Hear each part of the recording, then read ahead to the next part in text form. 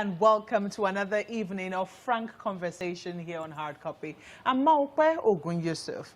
Last week, the Nigerian Civil Aviation Authority, the NCAA, asked airlines operating regional and international flights into the country to exercise a high level of vigilance over the resurgence of the deadly Ebola virus disease.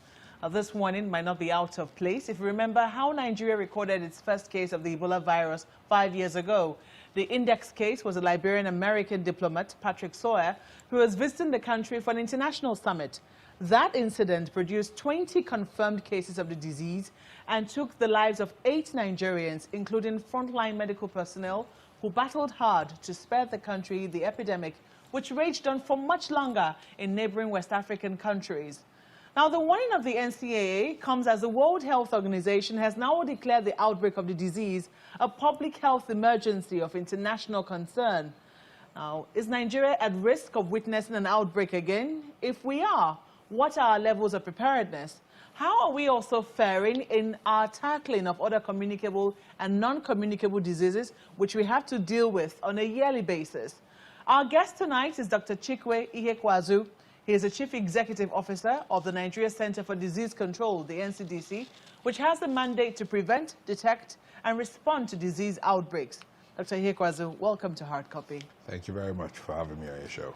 Well, perhaps congratulations would be in order as you're now a full parastatal. Thank you. Your bill was signed into law in November last year. How has that changed the way you work?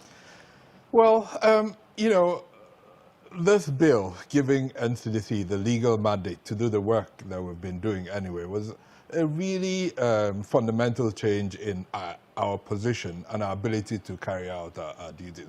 You know, the event you just spoke about, and coincidentally, yesterday actually marked 5 years since the passing of Dr. Stella Adedevo. You know, NCDC was actually set up a few years before the outbreak in 2011, but it was really in 2014 that it came to the consciousness of Nigerians. And it became clear to everyone that the country needed a technical agency with the mandate, resources, technical expertise to do this very difficult work. So we started on that work, and I was appointed actually without a full mandate. So now we have the mandate, we can recruit, we can acquire the expertise, the resources, the lab infrastructure and all of that, and lead Nigerians into this world of being able to protect them from the threat that we will continue to face of infectious diseases in our country. Yeah, that's very scary when you say we will continue to face it. But now, I think it was July this year, because this outbreak of Ebola virus disease in the DR Congo has been on for quite a while. I think it's been there for a year now. And I think people have been asking the question, are we at risk? Are we at risk? Are we at risk? So we are always at risk. Yes. The question is the level of risk. So yes. We did a risk assessment with all our colleagues, and we rated Nigeria's exposure at the time to fairly low. This is taking everything into consideration, the lack of direct flights to the DRC, the distance for land travel. But, you know, having said that, you know, preparedness really is not something you do when you're faced with an immediate danger. Preparedness is what you do every day. So throughout 2018, we responded to, we sent our rapid response teams 51 times. So that's nearly an outbreak response per week, stopping a small cluster of yellow fever somewhere, Lassa fever somewhere. So by building this expertise in facing the recurrent threats that we face every week, we're building our preparedness in being able to respond to the big one. Does the warning of the NCAA change anything? No, the NCAA has a specific mandate around airlines, which is very important. But, you know, I know the first case of Ebola in Nigeria arrived at the Murtala Mohammed International Airport. But, you know, we shouldn't think that every case will arrive at that airport. You know, we have lots of other international airports, lots of land borders, seaports, and fundamentally, a case of Ebola who is within his initial incubation period, before he has symptoms, will be undetected at any airport.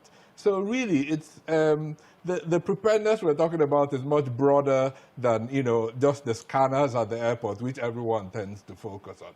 So really, this is about prevention as much as possible. If you can do that, have the infrastructure and architect to detect what happens, And when you do, then have the people, resources that are trained and are able to respond confidently to any infectious disease threat. Now, you talked about prevention, and one of the things that, one of the fallouts, which the Nigerians hope to continue in the aftermath of the outbreak of the Ebola virus, was hand washing, sanitizing, the general public health awareness. The people knew that, one of the ways to prevent disease was simply by washing their hands. And we saw a massive education in that regard, and also a lot of investment. I don't know if it's called them investment now, but efforts in that regard. But that seems to have died now. Why has that happened? So you see, the responsibility to prevent infectious diseases is really an all community responsibility. So people look up to the NCDC a lot and say, what are you doing about a cholera outbreak or a measles outbreak? Our response always is, there's only so much we can do. We all have a responsibility around prevention. Making sure your children are vaccinated, making sure you have clean water to drink. State governments, there was a time state governments used to prioritize the provision of drinking water. Now we've almost abdicated that responsibility and everyone is digging his own borehole. So we've been advocating across community, to states, to schools, to churches, that everyone needs to imbibe this and do the little they can do, including parents, including all of us in society, and leave the top of the iceberg really to NCDC. But at the moment, we're really having to solve the most basic problem for all of us. So we continue to advocate to Nigerians to do what you can do yourself. Don't think you're a doctor and start treating every child that you think that has a fever and assume it's malaria. It may be malaria, it may be something else. That's a very easy test to make that diagnosis. Yeah, but prevention is one of your mandates. Absolutely. And if prevention is, and one of the simple things that people can do is washing their hands, and the culture started and died, shouldn't you be asking questions? We are, and we keep pushing. We keep pushing, but we can't. Where are you pushing? We can't precisely? provide schools with water in their schools. Schools have to do that. Yes. We have to take some responsibility. So by all means, in my own street, I go around looking at gutters, telling people, listen, you can't wait for an outbreak for NCDC to come. Let's do our bit. So we'll continue doing this. We've taken out full spread adverts in papers. We work with states to translate these messages into local languages. But, it's a big country, so we really need everyone's support to drive home these messages, that it is our collective responsibility to keep ourselves free from infectious diseases. Let me go to this particular issue. But just before I do that, the disease, this Ebola virus, as I did point out earlier, has been on for quite a while in DR Congo. Yeah. Why is it now of international concern to WHO? The context in which this outbreak is happening is a very difficult one. The response, the limitations in the DRC is not really a public health limitation. We know what to do. We have new tools, more than we've ever had. We have a new vaccine, new therapeutics, two new drugs have just been approved for use within that context. But you see, it really takes organizations to be, societies to be organized and access to be possible. And so with all the security challenges in that part of the DRC, has really limited the opportunity for health workers to do the work we need to do. So what WHO has done now is, by declaring it a public health emergency of international concern, is really telling the world, listen, we can't leave this to the DRC anymore. We all have to come together, just like we did in West Africa, put our resources into this outbreak. So in NCDC, we're just putting a team together to support WHO's efforts and Africa CDC's efforts that will join colleagues working in DRC in responding to the outbreak at the moment. But we're confident that we will get this under control, but a lot of hard work to be done. In January last year, you published an article on Premium Times titled 2017, a year like never before for infectious disease outbreaks in Nigeria. Now there, you chronicled the challenges you faced in 2017. An outbreak of at least 5 infectious diseases, cerebrospinal meningitis, I hope I'm pronouncing that right, Lassa fever, yellow fever, cholera, and monkeypox. You also talked about a weak system of detecting and reporting, and the fact that you're dependent on a system, or lack of, at the local government and state levels, over which you had no control. Has that changed? It has changed to some extent. You see, one of the challenges we have in Nigeria is one that affects every sector. We have a huge population that is growing within a limited land space. So whenever you have that, your population density is increasing, your risk of transmission increases because you're living ever closer together. So 2017 really marked a milestone in all the stars aligning for infectious diseases, and we had all these huge outbreaks. The other thing that obviously happened was we improved our systems of detection because we started looking a little bit harder. When you look harder, you find more. Now, what we've now realized is that our role at NCDC in Abuja cannot be to go to every village in Nigeria. We really need the states to step up and take a bit more responsibility. So our strategy is now to support the states to be able to do more. So we're now setting up emergency operations center in every state. We've done so in 16 states, pushing to 36. We're enabling all of them have a web-based surveillance infrastructure. We've rolled out in 18 states now, and we keep pushing to complete. So really, it's to enable the entire system to be able to respond. So I think things have moved on a lot, and we've all developed our capabilities, but we're definitely not where we want to be. It's not a long time ago when you wrote that article. I mean, this is beginning of 2018, this is just 2019. Yeah. I'm sure a lot of states are still talking about more funds, more resources to them. People are talking more about state autonomy, and this is not just about health. They're also talking about security. That has brought the issue to the fore. And where you begin to witness weaknesses in the systems is where, some of the areas that you have pointed to. And when you look at the fact that local governments are not where they ought to be, they're not at the forefront of primary health care in the country, and you rely heavily on that to be able to monitor diseases. How is that changing for your organization? So you see, the work we do is a bit like an insurance policy. It's something no one really wants to invest in because you don't have anything tangible once you pay, and you really hope never to need it because nobody wants a fire or an accident or anything. But it's something we need to do so that when we need it, it's there for you. So sometimes I'm happy I'm not in the shoes of decision makers that have to decide on whether to build a bridge to provide electricity, security, or health. But, we have to be alive before we enjoy everything else. So, the point I'm making is the investments in preparedness is never the easiest investment to make, but it's one of the most important.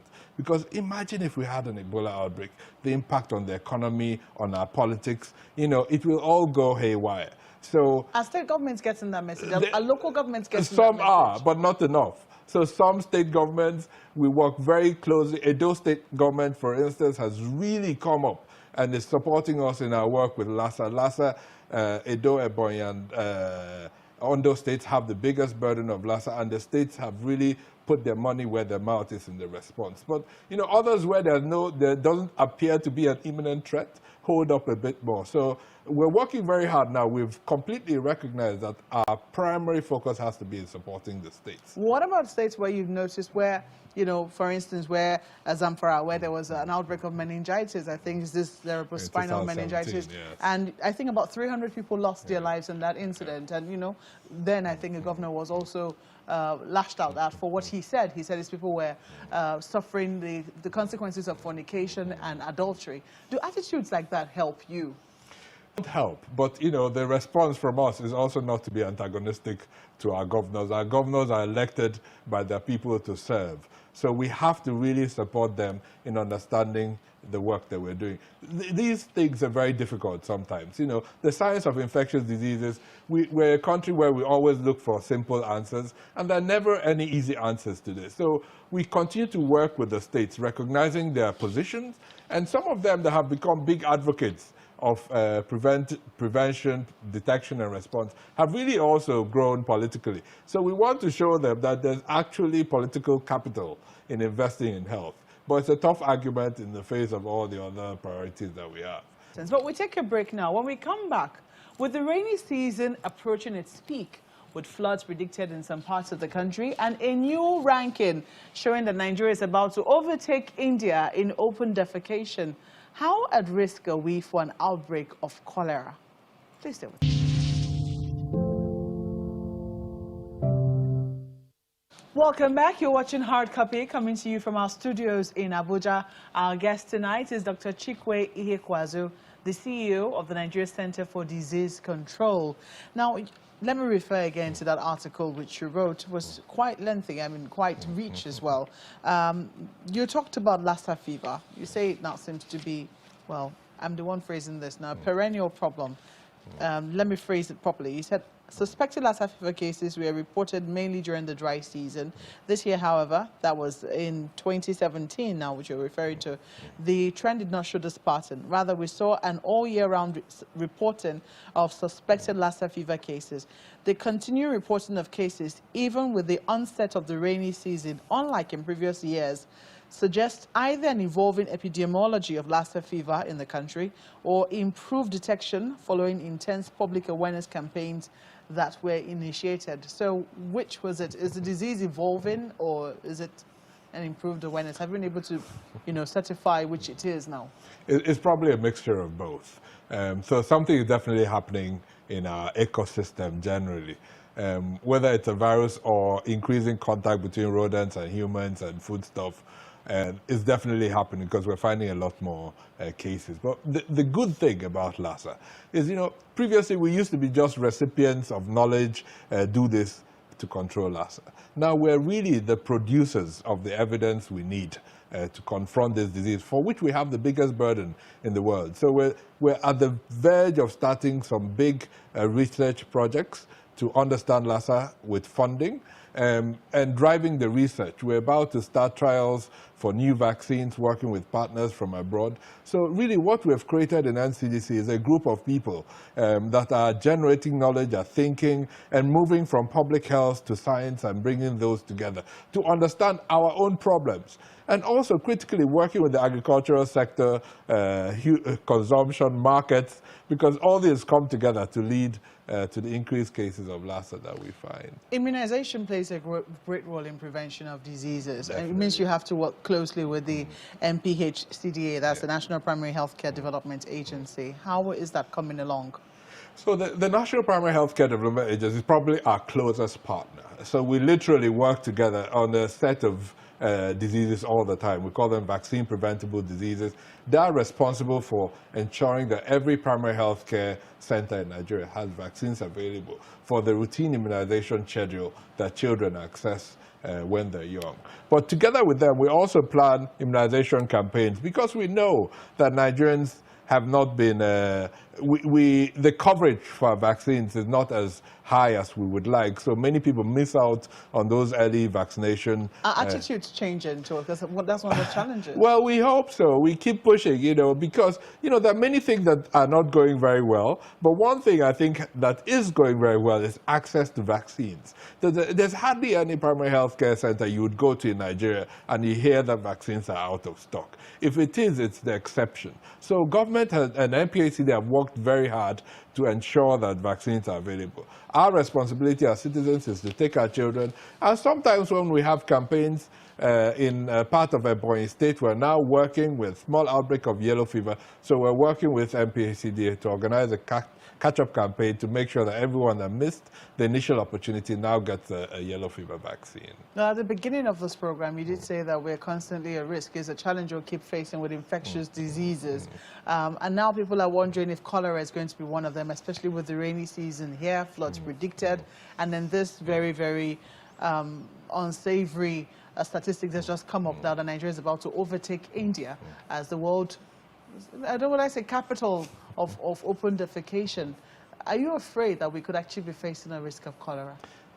So cholera is actually, of all the infectious diseases that we have to respond to at NCDC, is really the most painful because it's the easiest to prevent. You can't get cholera if you boil water, have clean drinking water from whatever source. So cholera happens when the excreta from humans finds its way into drinking water. This often happens when there's open defecation upstream somewhere, and then rain takes that into the stream, and somewhere downstream a few kilometers, someone is fetching the same water to drink. So this doesn't require rocket science to solve. So one of our big messages this year is really to work across across government, across hospitals. We go to hospitals sometimes to respond to an outbreak, and we find that in that same hospital, there's no water to wash hands within the ward. We go to schools, we find there's no water for children to wash their hands. So really, our plea across society is, please help us solve the simple things so we can focus on the more difficult diseases like Ebola, Lassa, and Monkeypox, for which there are no easy solutions. But, you know, we shouldn't be having cholera in Nigeria. And I'm not afraid to say that. We have to work together to solve this problem. The problem is not a health problem.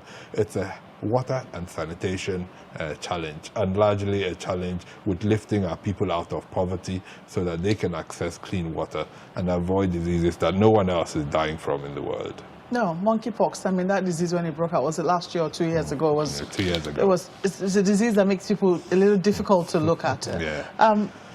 How do you see it coming back again? I think we just experienced an outbreak somewhere. It was in Bayelsa also, and we didn't hear anything about it again.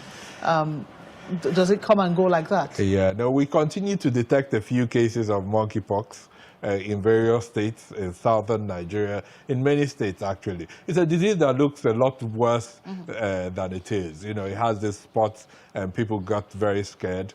But the challenge is once people realize that it actually doesn't lead you to much illness other than the spots, they stopped reporting. So we're increasingly working with Bayelsa, Delta states, and we just saw some cases in Lagos. So this is really a disease that is with us. And it's one of those diseases for which there's no vaccine.